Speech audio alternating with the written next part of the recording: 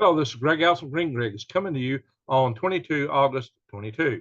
Time on deck is 22:27 hours Central Daylight Time. My friends, we are more risk of a nuclear war than you would want to think about. And it seems to be going up. It seems like we're just aching for it. It seems like we're just trying to push right into it. There are so many areas right now between uh, Russia and China, between the United States and these two countries, and even North Korea now, that it boggles the mind. And it just seems to be pushing more and more. It's just like the leadership. I mean, we keep saying and thinking, well, this won't happen, or there's this way out. Well, we shouldn't do this, we shouldn't do that. But it's like the leadership in the world just keeps doing everything that pushes us one step closer. Oh, really, Greg? Yeah, it seems like it. Why? Why? For Pete's sake, leave your comments below. Guys, if you're not subscribed to my channel, please subscribe, bang the up notification bell, and click all, because this is part of my eyes wide open and head on the swivel news to bring to you the news that you need to know about so that you know when to prepare. You kind of know what to prepare for, in this case, nuclear warfare and grid down. And you can spread this to your friends and family so they start prepping. The more people out there that are prepping, the less people will be out there to come eat you or to live off you. So you need more and more people prepping. Everybody should be prepping. We got to wake this country up, guys. Share these videos far and wide. Okay, now I'm going to do some shares. I'm going to share some articles to kind of back these things up. But guys, here's what we're talking about. We're talking about there's a couple, three different ways that we could get into it with Russia. Well, more than that, really. And there is really strong prospects for this to go down between the United States and China and even North Korea. It's just incredible when you think about it. Oh, here we go, guys. And I'm just going to show you some of these. Unfortunately, guys, I've been kind of out of making articles on this stuff since maybe last Wednesday. Just everything's just kind of collapsed on me, too busy. And my last video, unfortunately, was about my good friend, Dr. Peter Vincent Pyne, who passed away. And I'll talk more about that shortly. Guys, check out my video on that. He was an awesome individual, personal hero of mine, and a mentor in the power grid defense community, myself and many others. I'll mention him at the end. But guys, hold him and his family in your prayers, especially his family, guys. They need that. So let's go into this, guys. I can't believe somebody unsubscribed to my channel with that video. If somebody's that darn weak, they need to get off my channel. Good grief, guys. This guy was a national hero. But anyway, so the West considers applying NATO's Article 5 in response to a possible accident. What? Accident? You would declare war over an accident. Well, it might not be an accident, but holy smoke, guys. You didn't read the writing of this article. Holy smoke, this headline is something else. The West considers applying NATO's Article 5 in response to a possible accident at the Zaporizhzhia nuclear power plant. Oh, and it's an article, but get that. Now, read this. Tobias Ellwood, chair of the Defense Select Committee at the House of Commons of the UK Parliament, has stated that if the Russians orchestrate okay, now this is deliberate, no different than accident, a deliberate accident. There you go again. There's the word accident. You don't have a deliberate accident, guys. Holy walking smoke and motor. At the Zaporizhzhia nuclear power plant with radiation outflow, it must, and again he said must, be treated as an attack on NATO states. Wow. And he goes on. He says, let's make it clear now, any deliberate damage caused by a potential radiation leak to a Ukrainian nuclear facility would breach NATO's Article 5. Well, that's to Ukraine. Well, no, not in Ukraine, it wouldn't. But if it spreads, it might. And I'll show you that. But he's not the only one saying, because this is coming from the United States of A also. And this sounds almost exactly like what he said. This comes from our, excuse me, this comes from a member of our own Congress, U.S. Congressman Adam Zinzinger. U.S. Congressman Adam Zinzinger, Republican from Illinois. He says this. He says, this really isn't up for debate. Any leak will kill people in NATO countries. That's an automatic Article 5. or maybe not any leak. You could have a minor leak, as we often have from these nuclear power plants, but a major leak, if you do bash open a reactor or cause a real, or if you deplete the water on the spent fuel rod pulls, which are outside the containment building, guys, then you got a major nuclear incident on your hand. Now, the thing is, who did it? Why did they do it? Yeah, but here's what we're talking about, guys. They're showing the wind maps of this. It's starting out, right here is Zaporizhzhia, and then spreading. I'm not going to play the video here. This is all, other articles. I don't want to, evoke a strike here. But guys, so this would be spreading over Ukraine and then west, not east, over these former Soviet bloc nations that are now NATO members. Russia would, might like to hit at. So maybe this would be in the interest of Russia, maybe, or maybe somebody else would cause all this or threaten to cause all this. Because check this out, guys.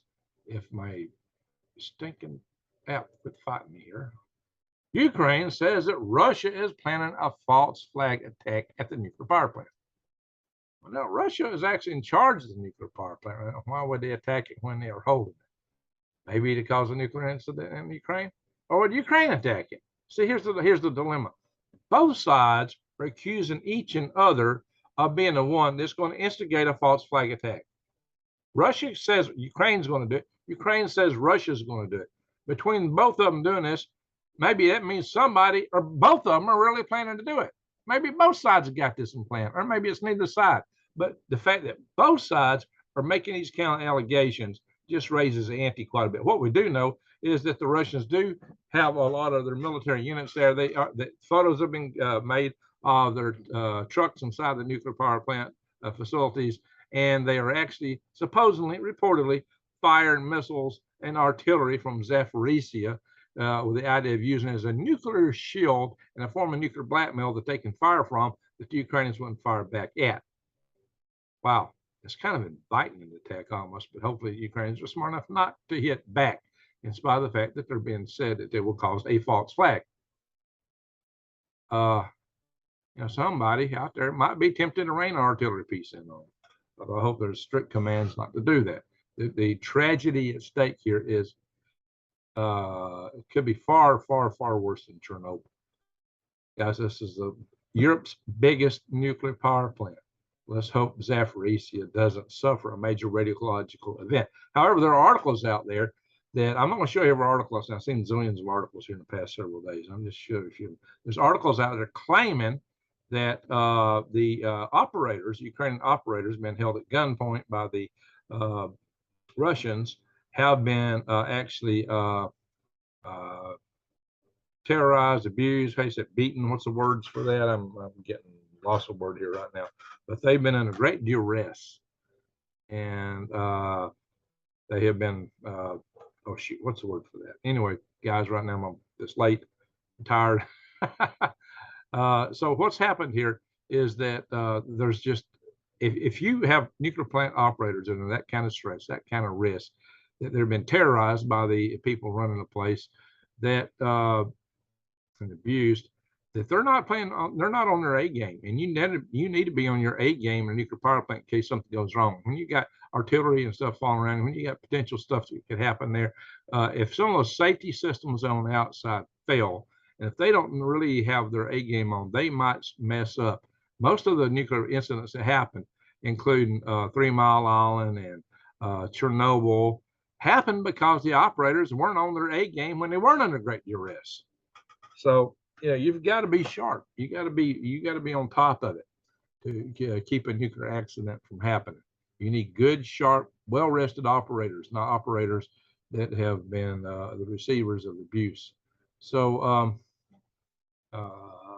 so there's a lot of room for something to go wrong here.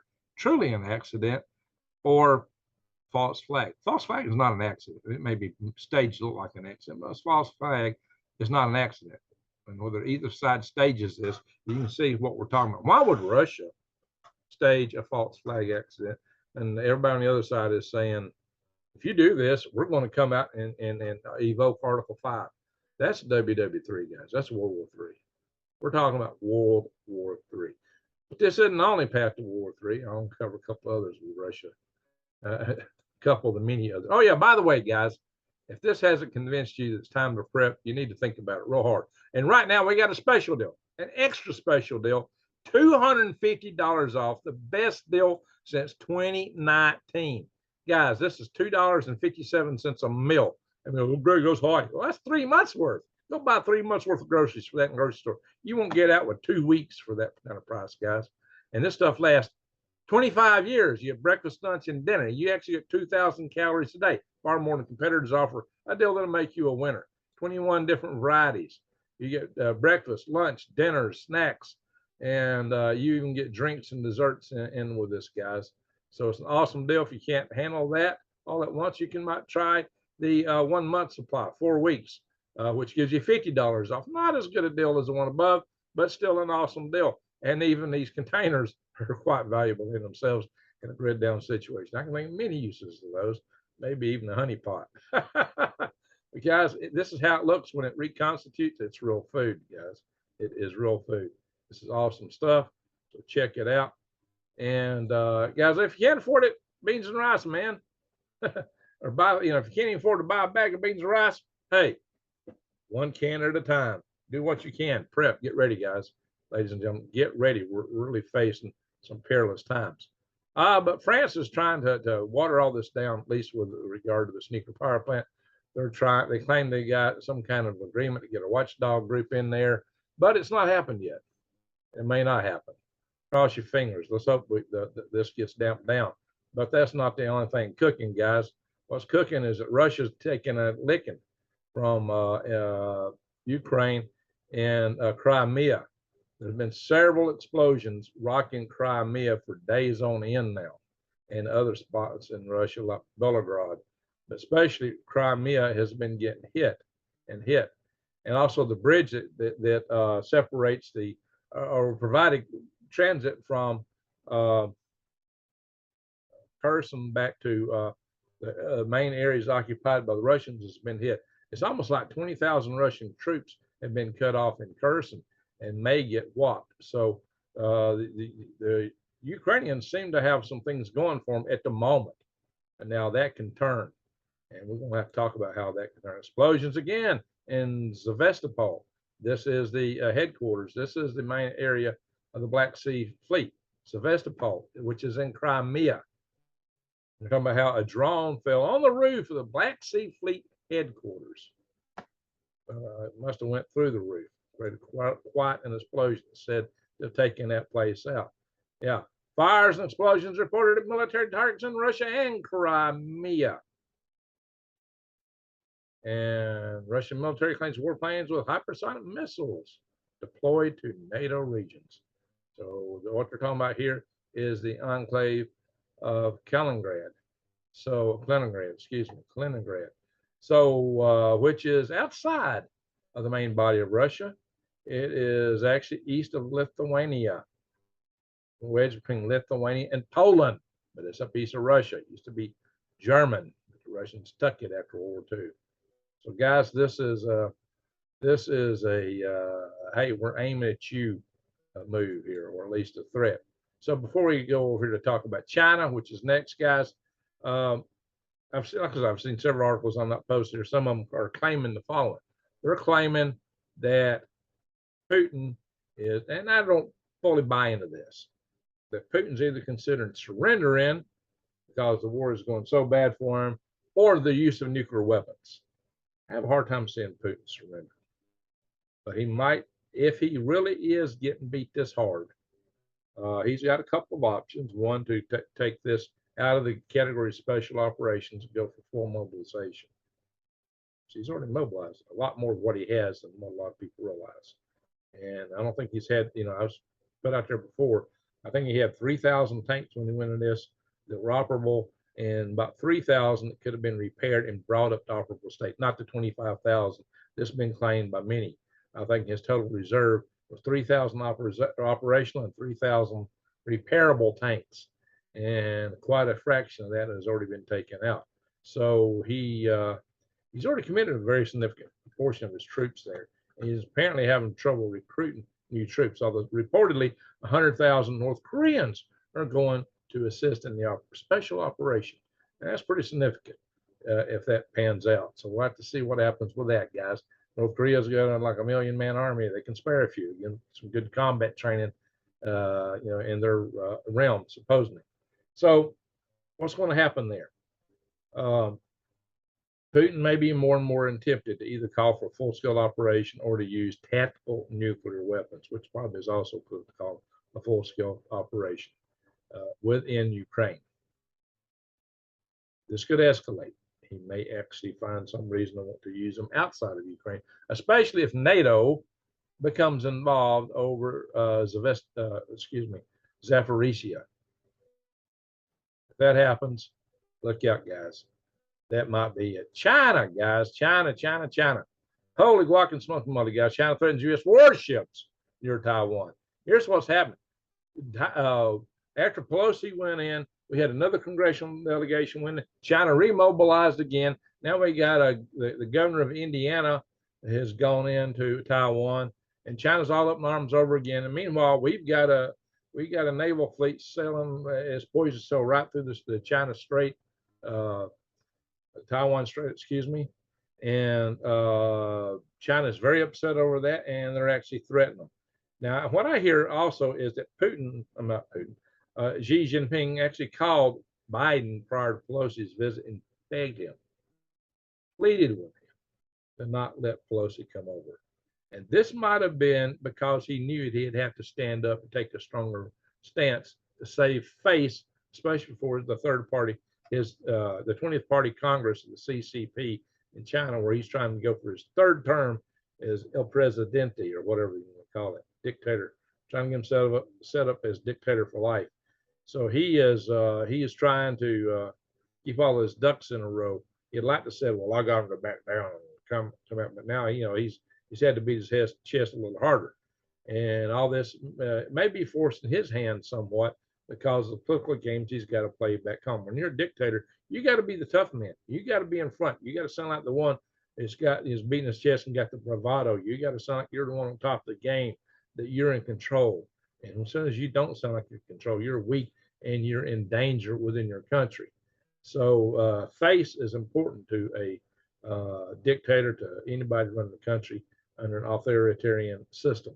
Face is really the key to maintaining their power. But then if they don't have power, they don't have anything, they probably lose their lives after pulling all the tricks that he's pulling to get where he's at. That's what typically happens to people like that. So they weed out a lot of people coming under them, especially if they give them messages they don't want to hear. And it gets to the point that they don't get any messages at all, and they're isolated, making decisions with no good inputs. You don't have good feedback control loop. You make major mistakes. And that's probably the case of the zero COVID policy, which is one of the things smashing the economy in Japan, in addition to right now the droughts they're having. The Yangtze River is almost dried out. The other parts of China might be flooding. I remember China's big like the United States. You have droughts in one area and floods in another. But however, all that considered, China is up to, here's what we're looking at, guys. Many military analysts have said China will hit us by 2027, or hit Taiwan by 2027. And quite a few military analysts says that means they're going to hit Guam, and they're going to hit Okinawa, and other bases that we have, the U.S. has, and Japan, and South Korea. Now, why 2027? Two reasons. Well, there's more than two, actually. There's actually a reason or two why they will want to do it by 2026. China's population demographic is going down considerably, such that they cross a critical threshold in 2027 for a lot of demographers in terms of population demographics, and also in terms of their economy. Their economy is underperforming and trending down too. 2027 is the intersection of both of those trends with key points. But moreover than that, we're facing putting some new military systems in along right about that time. And in fact, I'm going to show you something in a minute that's really going to say, hey, they may want to do it by 2026. Basically, every year after 2027, China's leadership is reportedly convinced that their chances of winning the war and having a chance at taking Taiwan in their country. I won't say taking it back because they never had it. That's what everybody said, taking Taiwan back. No, they never had Taiwan. The Republic of China had Taiwan previous. The Republic of China, which is Taiwan, before they were put into exile by the People's Republic of China, actually negotiated with the United States to get Taiwan back from Japan at the end of World War II. So, hey, the Republic of China had Taiwan, never the People's Republic of China. So, I'm going to put that in your pipe and smoke it there, Mr. Xi Jinping. So, in any event, the situation here is getting very, very dire. And it's like the devil went down to Georgia looking for souls still. He was behind because he is behind and won't make a deal. Well, there may not be a deal here, but they're in a bind to get this done before other things happen. And I'll show you somebody here in a second. Oh, yeah, and they're really preparing. Let's check this out, guys. Last month, a Chinese entrepreneur making medical equipment for consumers told this individual that who was on the plant that local officials had determined he converts his production lines in China so they turn out items for the military. So a lot of the factories, I said this a long time back, that they were converting a lot of their factories to military productions. And it's probably, and I've also said that was, and this has been published as part of the Chinese Communist Party strategy way back for the reason for industrialization, but the commercial or industrialization that switched these factories to military. Yeah, this is part of 1945 here article.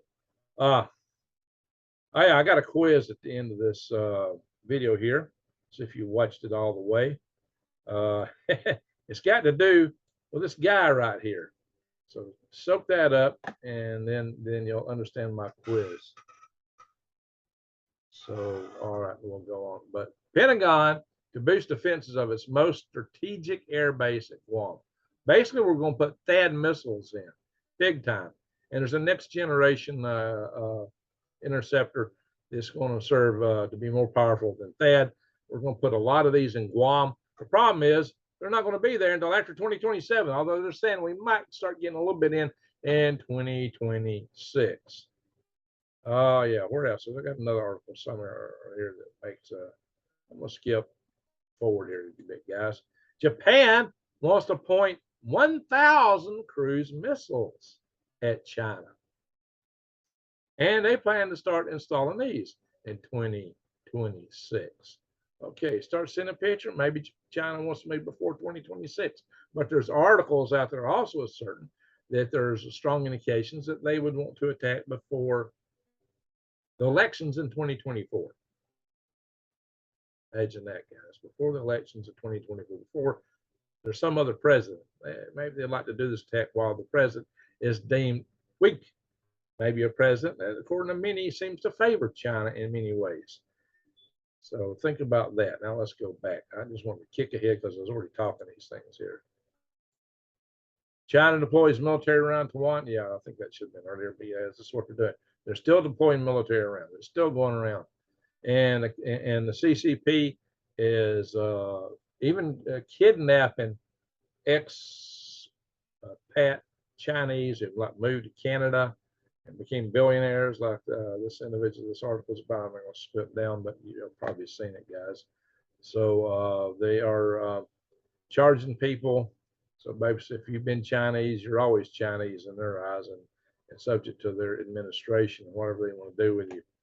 If you get charged with guilty, if they charge you, you're already judged guilty in China practically. All right, guys, other things cooking.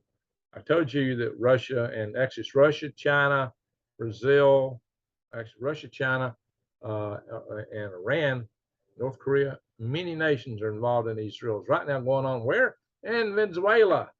This is happening right now, my friends. Watch out. You know, it may not be the little attack right there from now.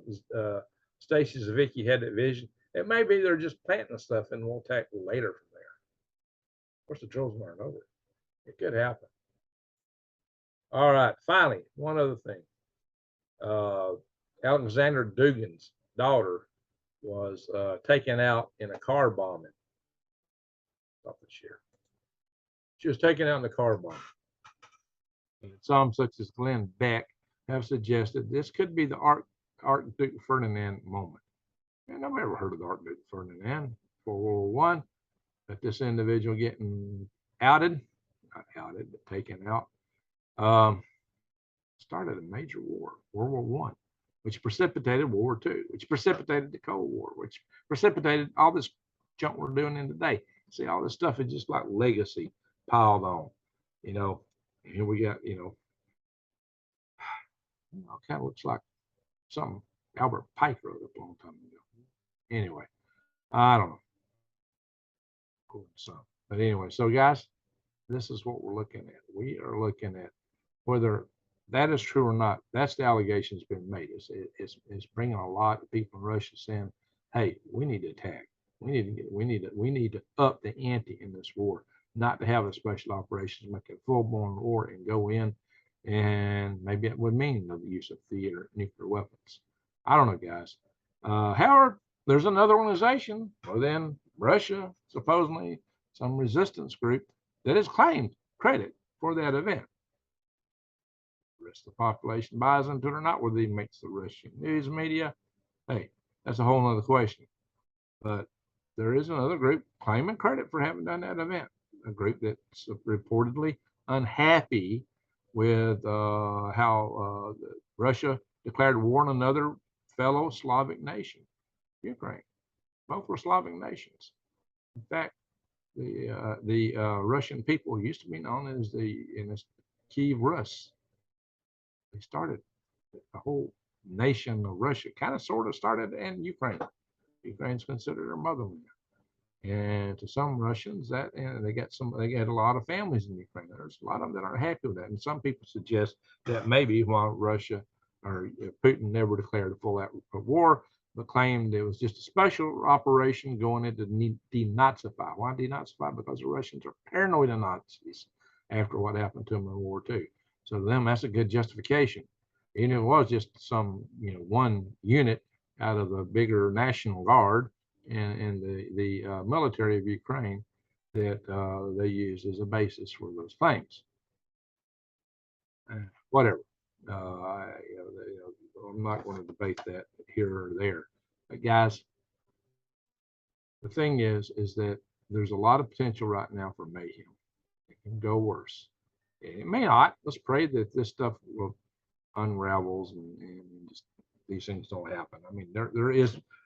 It's not an absolute. Don't say Greg Allison said that this is going to happen, because I don't say that. I'm the one guy that comes in here and tries to show you ways out of these things.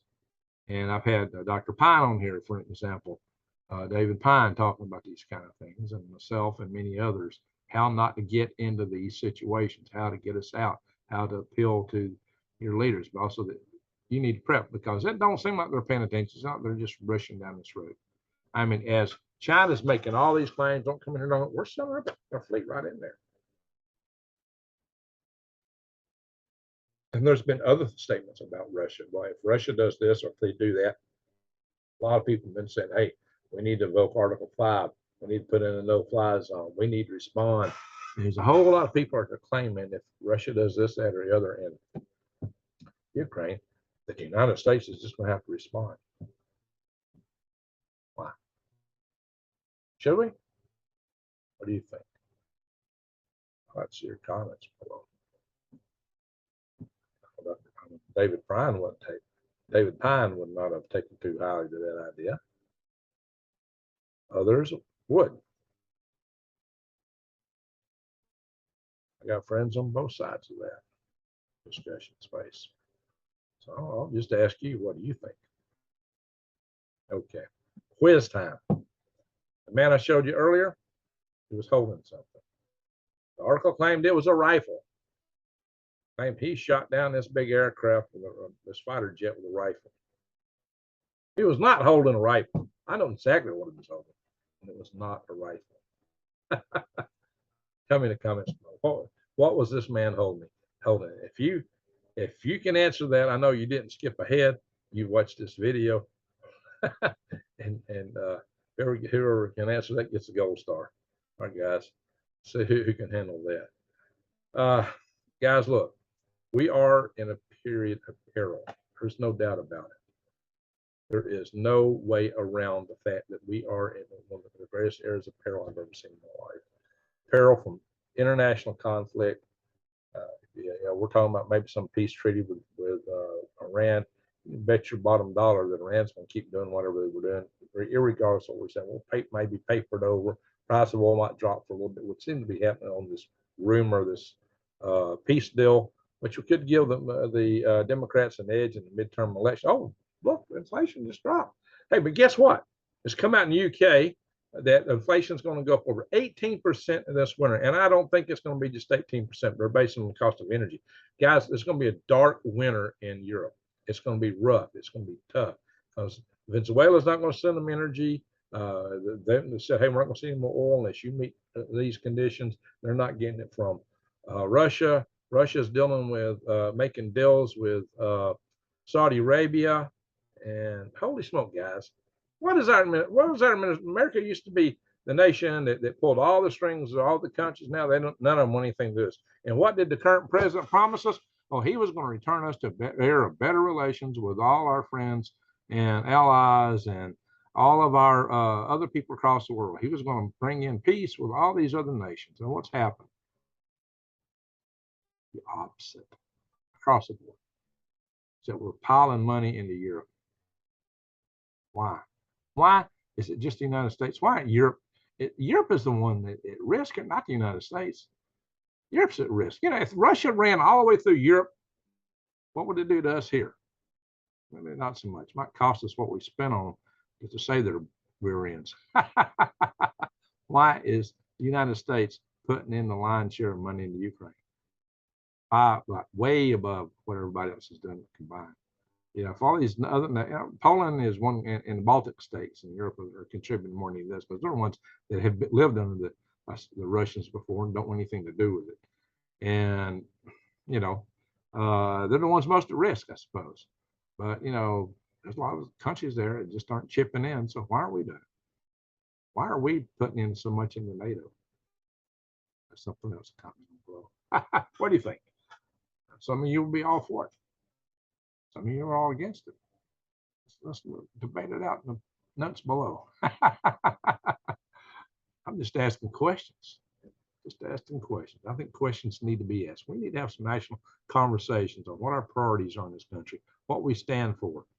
We need to have some open debates that are totally nonpartisan, just some debates around this country. Just get people talking and see what we think. I think that's a great idea.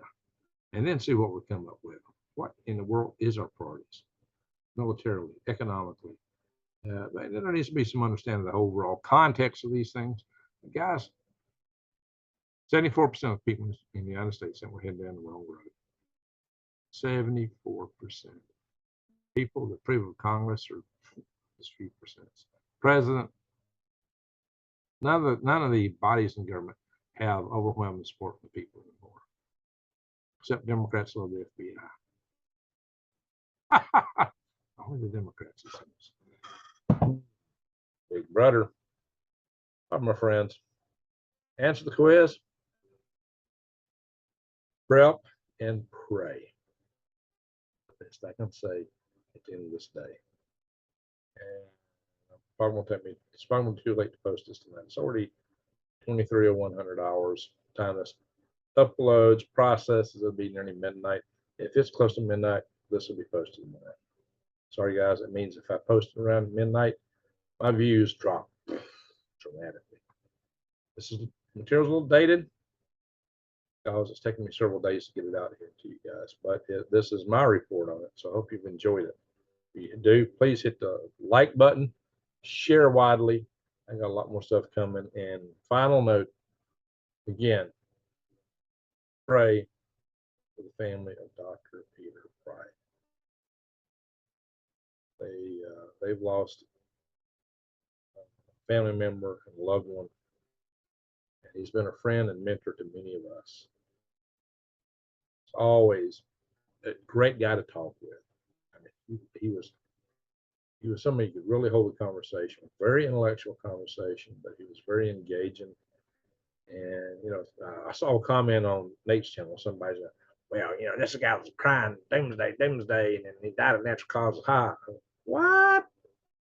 Peter probably was not like that. Peter probably was warning us of what could go wrong. He was never over the top with it. He was always, it was a conversation. He was trying to wake people up, to alert us to what the dangers were so that we could get our system safe, because he was proactive. And that's where we need to go. And I'll have another video soon about what we need to do to get proactive, to save this nation, to save this world, and to stop the madness. And the madness abounds everywhere right now. Oh my gosh, guys, I've never seen it worse. Civil war, global war, economic soar, it's all going down. Still do a lot about it. Last thing you can always do is, maybe the easiest thing you do personally is prep. Once again, prep and pray, Greg out.